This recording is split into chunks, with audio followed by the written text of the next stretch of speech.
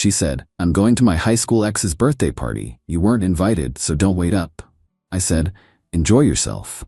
Then I didn't wait up, or text, or call. For 48 hours, her voicemail messages went from angry to worried to desperate. I, 32 male, got the announcement on Thursday evening. Vanessa, 29, and I were making dinner. Well, I was making dinner, she was scrolling through her phone, when she dropped it casually, like she was telling me she needed to pick up milk. "Oh, by the way, I'm going to Troy's birthday party on Saturday. It's just high school people, so you weren't invited. Don't wait up." I stopped chopping onions. Looked at her. She wasn't even making eye contact, still staring at her phone. "Troy, your ex-boyfriend Troy?" "Yeah, it's his 30th. Big milestone. The whole crew from senior year will be there." She finally glanced up. "It's not a big deal. And I'm not invited." It's a specific vibe, you know, high school nostalgia thing. You wouldn't know anyone anyway. The casual dismissiveness hit different. We'd been together 4 years, lived together for 2, and she was telling me, not asking, telling, that she was going to her ex's party and I should just, what? Sit at home? "Don't wait up," she added, turning back to her phone. "It'll probably go late." Every instinct screamed to argue, to tell her how messed up this was, to demand she not go. But something clicked. A weird calm washed over me. "Enjoy yourself," I said. She looked up, surprised, maybe disappointed, like she wanted to fight. "That's it? You're cool with it? You're going either way, right?" "Well, yeah, but I thought you'd make it a thing." "Nah," I went back to the onions. "Have fun." She seemed thrown off but recovered quick. "Okay, cool, thanks for being mature about it." Saturday came. She spent 3 hours getting ready. Full makeup, the dress she wore to her cousin's wedding last year, the expensive perfume I got her for Christmas, for a casual high school reunion. "You look nice," I said when she came out. "Thanks." She kissed my cheek, leaving a lipstick mark. "I'll probably crash at Bethany's place if it gets too late. You know how these things go." "Sure. You're really okay?" "Totally. Have a great time." She left at 7:30 p.m. The second the door closed, I grabbed my phone and turned it off, completely off. Then I packed a bag. See, here's the thing. My brother Derek lives about 2 hours away. We'd been planning a weekend to check out this new brewery district that opened near him. I texted him Tuesday, before Vanessa's announcement, asking if this weekend worked. He said yeah. So that's what I did. I left a note on the kitchen counter, went to Derek's, back Sunday night. Grabbed my stuff, got in my car and drove. No text, no call, no have fun, be safe, just gone. Turned my phone back on once I got to Derek's. Immediately notifications exploded. 8 texts from Vanessa, all within the first hour. 8:47 p.m. "Hey, you didn't respond to my last text. Did you get it?" "Hello." "Okay, this is weird. Why aren't you answering?" "Are you seriously ignoring me right now?" "Wow, so mature." "Whatever, enjoy your little tantrum." I showed Derek. He read them and shook his head. "Bro, she told you not to wait up." "Exactly." "So you're, what? Teaching her a lesson?" "Nah, I'm just not waiting up, like she said." I turned the phone off again. Sunday morning, I turned it on to 20 more texts and 5 voicemails. The tone had shifted dramatically. Text from 1:47 a.m. "Okay, seriously, are you okay?" 3:21 a.m. "This isn't funny anymore. I'm getting worried. Can you please just respond? I'm coming home. You better be there." The voicemails were something else. First one, from 11:58 p.m. Saturday. "Hey, so I know you're mad or whatever, but this silent treatment thing is childish. Call me back." Second one, 2:13 a.m. "Okay, I'm leaving the party now. This is ridiculous. Where are you?" Third one, 7, "I came home and you're not here. Your car is gone. What the hell is going on? Call me right now." Fourth one, 13 a.m. "I'm freaking out. Please just tell me you're alive. I'll even apologize if that's what you want. Just answer your phone." Fifth one, 11:15 a.m. "Fine. I called Derek. He said you're fine. So now I'm pissed again. Get home. We need to talk." Derek had indeed gotten a call. Told her I was fine, hanging out with him, and that's all she needed to know. I spent Sunday helping Derek paint his spare room, grabbed lunch, watched football. Normal brother stuff. Around 6 p.m. I headed home, pulled into our apartment complex at 8:30 p.m. Vanessa's car was there. Lights were on in the apartment. Took a breath, went inside, She was on the couch, laptop open, looking furious. The second I walked in, she exploded off the couch. "Where the hell have you been?" "Derek's place. Left you a note." "A note? You disappeared for 2 days with a note? You said don't wait up, so I didn't. That's not what that means, and you know it." I set my bag down. "What did it mean then?" "It means..." She stopped, realizing the trap. "It means don't stay awake worrying, not vanish completely." Seemed pretty clear to me. You were going out, didn't want me to wait, so I made my own plans. You ignored all my texts, my calls. I thought something happened to you. Weird. I told you I'd be at Derek's, even left a note. You knew I was fine. You could have answered. Why? You were at Troy's party, having a great time with people I don't know. Didn't want to interrupt. Her face went red. This is about Troy. It's about respect. You told me not to wait up. I respected that. By running away? By making my own plans, just like you. She stared at me, breathing hard. Then her expression changed, softer, more manipulative. "Baby, I didn't mean for you to feel excluded. It was just one party. In your wedding guest dress and Christmas perfume. I wanted to look nice. For your ex-boyfriend. It wasn't like that." "Then what was it like? Explain it to me." "Because from where I'm standing, my girlfriend spent 3 hours getting dressed up for another man's party. Told me I wasn't welcome, and expected me to just sit home alone waiting for her to come back. Maybe after crashing at Bethany's, or wherever." "You're twisting this." "Am I?" "Because that's exactly what happened." She switched tactics. Tears started forming. "Why are you being so mean? I thought we were past this jealousy thing." "I'm not jealous. I'm just done being disrespected." "Disrespected? I went to a party. You went to your ex's party, told me I wasn't invited, got dolled up like it was a date, and planned to stay out all night, then got mad when I didn't sit home waiting like a puppy. That's not fair. Neither is what you did, but here we are." She wiped her eyes, mascara smudging. "So what? You're breaking up with me over a party?" "I don't know yet. I need to think." "Think? About what?" "About whether I want to be with someone who thinks this behavior is acceptable." Her tears stopped. Just like that. Cold anger replaced them. "You're being ridiculous. Everyone's boyfriend lets them hang out with old friends." "Hang out? Sure. But this wasn't hanging out. This was a calculated disrespect, and you knew it. That's why you told me not to wait up instead of asking if I minded. I'm not apologizing for having a social life. I'm not asking you to. But I'm also not sticking around to be disrespected." I grabbed my bag and walked into the bedroom, started pulling out my work clothes for tomorrow. She followed me. "Where are you going?" "To bed. I have work in the morning." "We're not done talking." "Yeah, we are. For tonight anyway." "You can't just ignore me." The irony was rich. "I can actually. You want me to wait around for when you decide to give me attention?" "Nah, I'm good." I shut the bedroom door. Locked it. First time I'd ever locked her out of our own bedroom. She pounded on it for maybe 5 minutes. Then silence. Update 1. The week after the party was tense. Vanessa tried everything. Tears, anger, guilt trips, promises it wouldn't happen again. I stayed cordial but distant. Went to work, came home, existed in our apartment like a roommate. Thursday night, 1 week after the initial announcement, she tried a new approach. I talked to Bethany about everything. I was reading on the couch, didn't look up. Okay. "She thinks you're being controlling.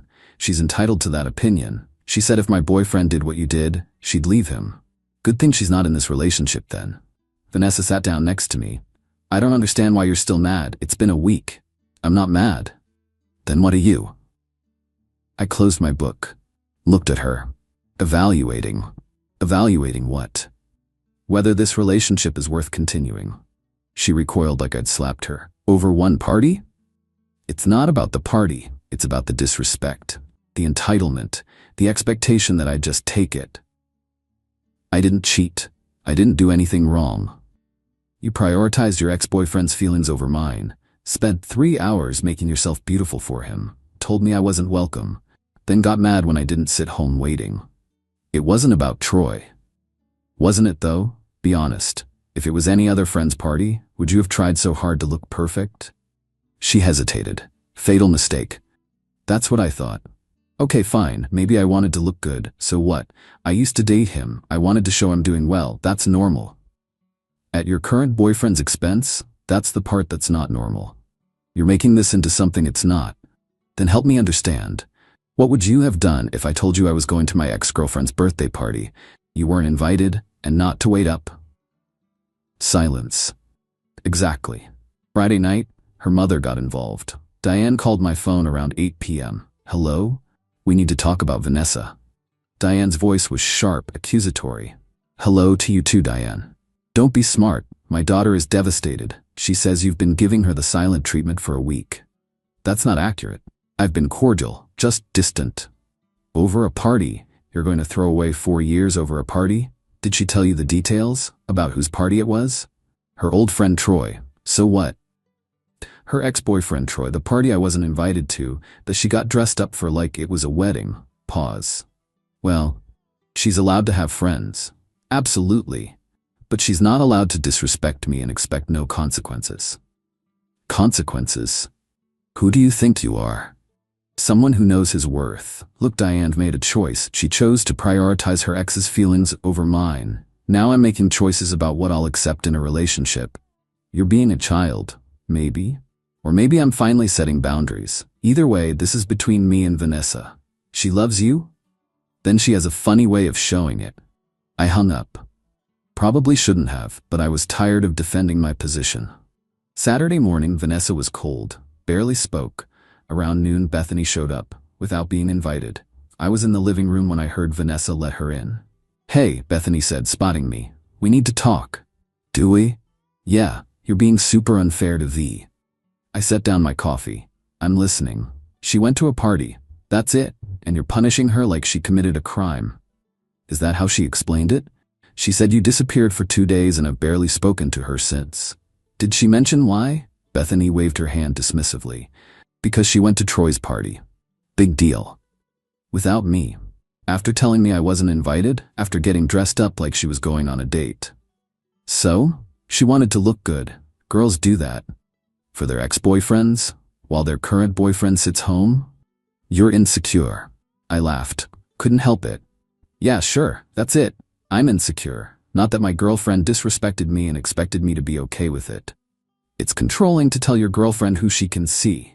I didn't tell her she couldn't go. I said, enjoy yourself. Then I went to my brother's. How is that controlling? That seemed to throw her. Well, you ignored her texts. She told me not to wait up. I took her at her word. Vanessa jumped in. See? You did it to spite me. No, I did it because I wasn't going to sit around waiting for you to come home from your ex's party. I have self-respect. This is ridiculous. Bethany stood up. V, you deserve better than this. If he can't handle you having male friends. I have zero problem with male friends. I have a problem with my girlfriend prioritizing her ex-boyfriend's birthday party over her current boyfriend's feelings. There's a difference. You should leave him, Bethany said to Vanessa. Seriously, this is toxic. Something in me snapped, not to anger, but to clarity. You know what? She should. If she thinks my boundaries are unreasonable, she should definitely leave. Vanessa's eyes went wide. What?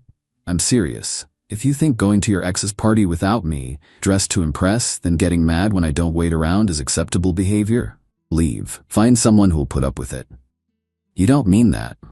I do, because I'm done arguing about this. Either you understand why what you did was disrespectful or you don't. If you don't, this won't work. Bethany scoffed. Wow, manipulative much? Not manipulation, honesty. I'm not going to beg someone to respect me. I stood up and grabbed my keys. Where are you going? Vanessa asked, panic in her voice. Out. Unlike you, I'll actually answer my phone if you need me. Left them both sitting there. Drove around for a while, then ended up at Derek's again. He took one look at my face and handed me a beer. She brought back up? He asked. Her friend Bethany came to tell me I'm controlling. For what? Not waiting around while she partied with her ex? Apparently. Derek shook his head. Man, if my girlfriend pulled that, I'd be gone. You've been more patient than I would have been. Trying to give her a chance to see it from my side. Is she? Not even close. She's doubling down. Getting her mom and friends involved to pressure me. So what are you gonna do? I took a long drink. Honestly, I think I'm done. Just haven't fully admitted it to myself yet. Sunday night, I went back to the apartment. Vanessa was waiting, eyes red from crying. We need to talk, she said. Okay, I'm sorry for the party, for everything. I didn't realize it would hurt you this much. The party hurt. But what hurt more was your reaction after, the defensiveness, the refusal to see my side, bringing in your friend and your mom to gang up on me. I was confused. I didn't understand why you were so upset, because you didn't want to understand, you wanted to be right. That's not fair. Isn't it? I explained multiple times why it bothered me. You dismissed every single concern. She wiped her eyes. So what do we do? I don't know. I need more time. How much time? As much as I need. That's not an answer. It's the only one I have right now. Update 2. 2 weeks after the party, things came to a head. I'd been sleeping in the spare room. Vanessa hated it, kept asking when I'd get over this, but I stayed firm. Tuesday evening, I came home from work to find Vanessa, Bethany, and another friend named Christy all sitting in the living room. An intervention. Seriously, I said. We're worried about you, Christy said. This isn't healthy. I dropped my bag. What isn't healthy? This punishment you're putting Vanessa through. She made one mistake. Going to her ex's party isn't the mistake. The disrespect is. And there's been no apology that actually addresses that. Vanessa jumped in. I said I was sorry. You said you're sorry. I'm upset. That's different than being sorry for what you did. What's the difference? She was getting loud. One takes responsibility. The other blames me for my reaction. Bethany rolled her eyes. This is semantics. No, it's communication, and it matters. Christy tried a softer approach. Look, we get that you're hurt, but at some point you have to decide to forgive and move forward. Or I decide this isn't something I can move forward from. All three women stared at me. Are you saying you want to break up? Vanessa's voice cracked. I'm saying I don't know if I can be with someone who fundamentally doesn't see the problem with what happened. I see it now. I get it. I shouldn't have gone. But do you understand why you shouldn't have? Or are you just saying what you think I want to hear? Silence. Then Vanessa exploded. I'm so sick of this. You're holding this over my head. Yes, I went to a party. Yes, it was Troy's. But I didn't cheat. I didn't do anything. And you're acting like I betrayed you. You did betray me. Not physically, but you showed me where I rank. Below your ex-boyfriend. Below looking good for people from high school. Below basic respect. That's not true. Then why did you spend 3 hours getting ready? Why did you specifically uninvite me? Why did you plan to stay out all night? I told you, it was a nostalgia thing. Nostalgia for what? Your relationship with Troy? Her face flushed. No, for high school, for being young, while looking smoking hot for your ex. Come on, Vanessa, I'm not stupid. Bethany stood up. Okay, this is going nowhere. V, maybe he's right, maybe you should leave. This is toxic. Something in Vanessa's expression changed, like a light switch. The tears stopped. Cold calculation replaced them. You know what? Fine, I'll leave. But I'm taking half of everything. I blinked. What? We've lived together 2 years. I have rights. Half the furniture, half the security deposit. The apartment's in my name. I paid the security deposit, and I bought most of the furniture. I contributed. Did you? Or did you just live here? Her face went red. I pay rent. You pay me $400 a month. Rent's $1,800. I cover utilities, internet, everything else. That's not fair. I make less than you. Which I've never had a problem with, but now you're trying to act like you're entitled to half? Christy interjected. She gave up 2 years for you. That has to count for something. 2 years she spent living in a nice apartment for cheap while I covered most expenses. I think that counts for something too. Vanessa's eyes narrowed. You're really going to be like this? Like what? Factual? Petty. I'm not being petty. I'm protecting myself. You've made it clear where we stand. I'm just responding accordingly. She grabbed her phone. I'm calling my mom. She'll tell you. Tell me what? That I should give you money and furniture because you went to your ex's party and I got upset? Stop twisting things. I'm not twisting anything. You're upset. I'm not rolling over. That's different. Bethany grabbed Vanessa's arm. Come on, let's go. He's not worth this. They started to leave, but Vanessa turned back. I'll be back for my stuff, with witnesses. That's fine. Take what's yours. I'll have a list ready. After they left, I sat down and actually made a list. Turned out Vanessa owned very little. Some clothes, some books, a desk I'd given her for Christmas 2 years ago, maybe $800 worth of stuff total. Everything else, I'd bought before she moved in or purchased during our relationship with my money. Wednesday, she came back with Diane and Bethany. I had the list ready. Diane immediately started. This is ridiculous. She's lived here 2 years, and I'm giving her everything that's hers. I handed over the list. Diane scanned it. A desk? Some books? That's it? That's what she owns. What about the couch? The TV? I bought those 3 years ago, before she moved in. You're being spiteful. I'm being accurate. She's welcome to anything she actually purchased, but she doesn't get to claim my stuff because we broke up. Vanessa was crying again. I can't believe you're doing this. Doing what? Protecting my belongings? You just threatened to take half of everything. Because I deserve something. You got 2 years of subsidized rent in a nice apartment. That's worth about $28,000 in rent difference alone.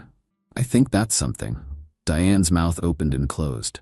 She hadn't done that math. So you kept track? Vanessa spat. Kept a running tab of what I owe you? No, but I'm not pretending you contributed equally when you didn't. Bethany grabbed a box. Whatever, let's just get your stuff and go. It took them about an hour to pack up Vanessa's belongings. Not much to take. Near the end, Diane pulled me aside. You're going to regret this. She really loved you. Then she had a funny way of showing it. Everyone makes mistakes, and everyone deals with consequences. She made a choice, so did I. They left. The apartment felt bigger, emptier, but not in a bad way. More like someone had removed a weight I didn't know I was carrying. Thursday, Vanessa texted from a new number. I'm staying with my mom. We need to figure out the security deposit. I replied, you weren't on the lease. No claim to the deposit. I lived there. As my guest, not a tenant. This is theft. It's property law. Check with a lawyer if you want. She did. Friday afternoon, I got a letter from a lawyer. Budget firm, terrible formatting. Demanded $2,100, half the security deposit plus emotional damages. I replied through my cousin who's a paralegal. Short letter. Miss last name was not on the lease. She paid minimal rent as a guest. She has no legal claim to the security deposit or any compensation. Cease contact or will pursue harassment charges. Never heard from the lawyer again. Final update. It's been 6 weeks. Vanessa's living with her mom. According to mutual friends who still talk to me, not many but a few, she's telling everyone I kicked her out over nothing and stole thousands from her. The narrative got wild. Apparently, I'm an abusive controller who manipulated her for years and finally showed my true colors. The party was just her trying to maintain friendships and I exploded with rage. Fun story. Completely false, but fun. 2 people reached out privately, one of her old roommates from before we dated and a guy from her work. Both basically said the same thing. This sounds exactly like what she did in her last relationship. Made herself the victim when things ended. Validating but also sad. Pattern behavior that I'd missed. I haven't dated anyone. Not ready. Been focusing on work, hanging out with Derek more, actually enjoying my space. The apartment feels like mine now. I rearranged furniture, got a new bookshelf, turned her old desk into a bar cart, after confirming she didn't want it back. Bethany tried to add me on social media last week. Blocked immediately. Diane sent me a long email about forgiveness and Christian values, deleted without reading past the first paragraph. Vanessa's last text from 3 weeks ago. I hope you're happy. You ruined my life. I didn't respond, but honestly, I am happy. Happier than I was. Turns out, self-respect feels better than a relationship built on me accepting disrespect. The whole thing taught me something important. When someone shows you who they are, believe them. Vanessa showed me she'd prioritize an ex-boyfriend over her current boyfriend. Then showed me she'd play victim when called out. Then showed me she'd lie to friends and family to maintain that victim narrative. I believed all of it, and acted accordingly. Some people think I overreacted, that I should have just forgiven her and moved on. Maybe they're right. Maybe I threw away a 4-year relationship over one party, but I don't think so. I think I ended a relationship that was heading toward me being a doormat, where disrespect was normalized and questioning it made me the bad guy. She wanted to go to her ex's party? Cool. I wanted a partner who'd consider my feelings before doing that. Turns out we wanted different things. No hard feelings. No revenge plots. No dramatic blow-ups, just consequences. She made choices, I made choices, now we both live with them. And I'm doing fine.